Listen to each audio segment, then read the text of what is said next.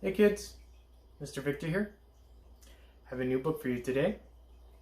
This one is called Nobody Hugs a Cactus by Goodrich. Be good listeners, okay?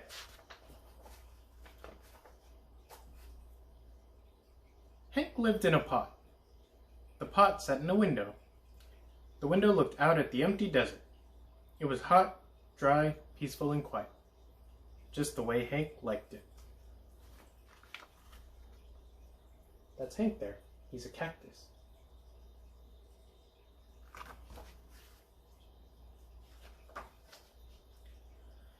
But every now and then, somebody would interrupt Hank's peace and quiet.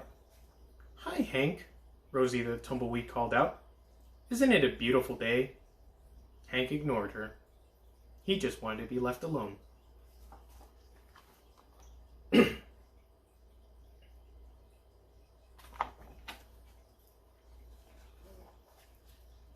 "Okay, so long," said Rosie, cheerfully, and she tumbled away.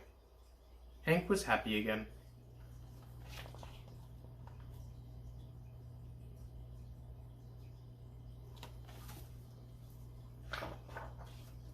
But just as he was beginning to relax, "Hello!" shouted a tortoise.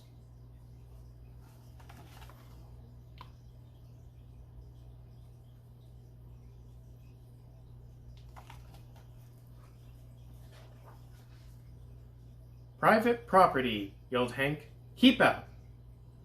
The tortoise was so frightened, he hid in his shell. Hank really doesn't like other people, huh?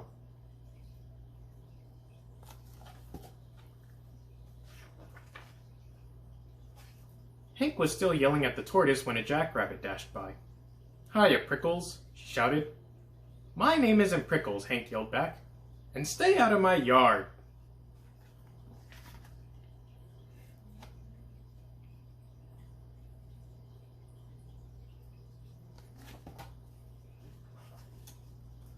"Tumbleweeds, tortoises, jackrabbits, what's next?" said Hank.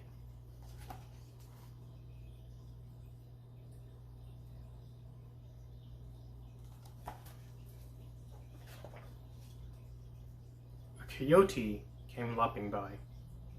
"No dogs allowed," Hank yelled. "I'm not a dog," said the coyote. "And you are as prickly on the inside as you are on the outside." Nobody likes Hank.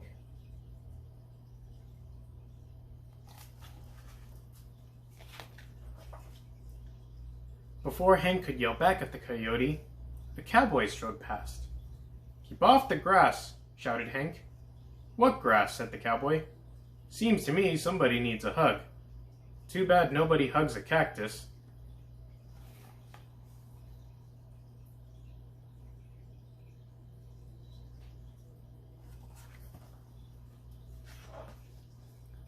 "Hi," said a lizard. "Who invited you?" said Hank. "And just in case you're wondering, I don't want a hug." "That's good," said the lizard, "because I don't want to give you one." Then he skittered away.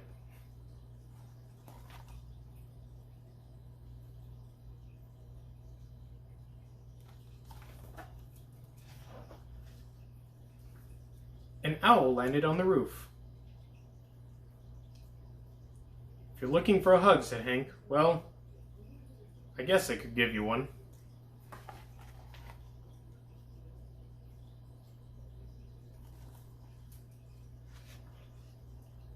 "Whew, me?" said the owl. "You must be joking." And for the first time, Hank began to feel a little lonely.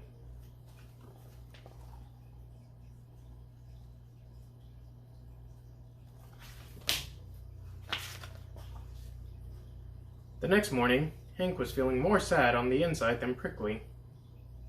Maybe a hug wouldn't be so bad after all.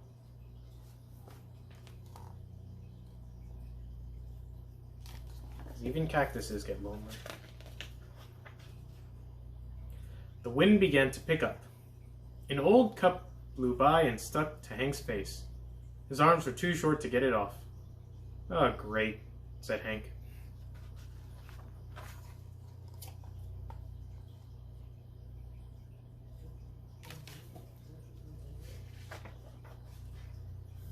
After a while, Rosie came by. "I'll get it off you, Hank," she shouted, and she jumped up to knock the cup off of Hank's face.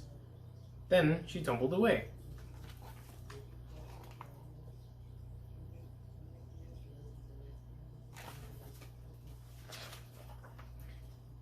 Hank didn't have time to thank Rosie. He felt bad all the other times he had been so rude to her. So, he came up with a plan.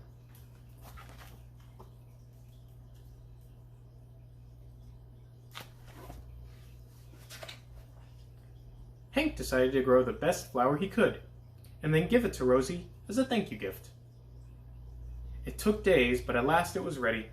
He couldn't wait for Rosie to pass by again. That's nice.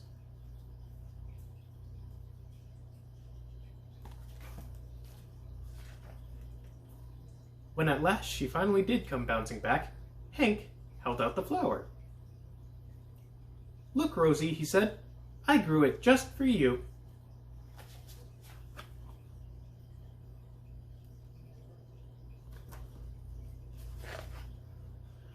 Rosie was so surprised she jumped and gave Hank a great big hug. It felt so nice, Hank didn't want to let go. And as things turned out, he couldn't. Rosie and Hank had become stuck together.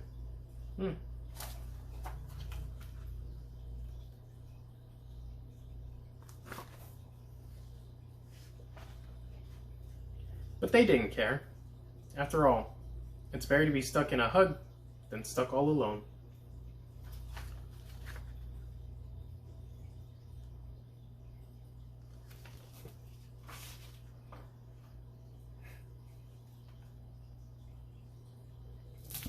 That's the end of the book.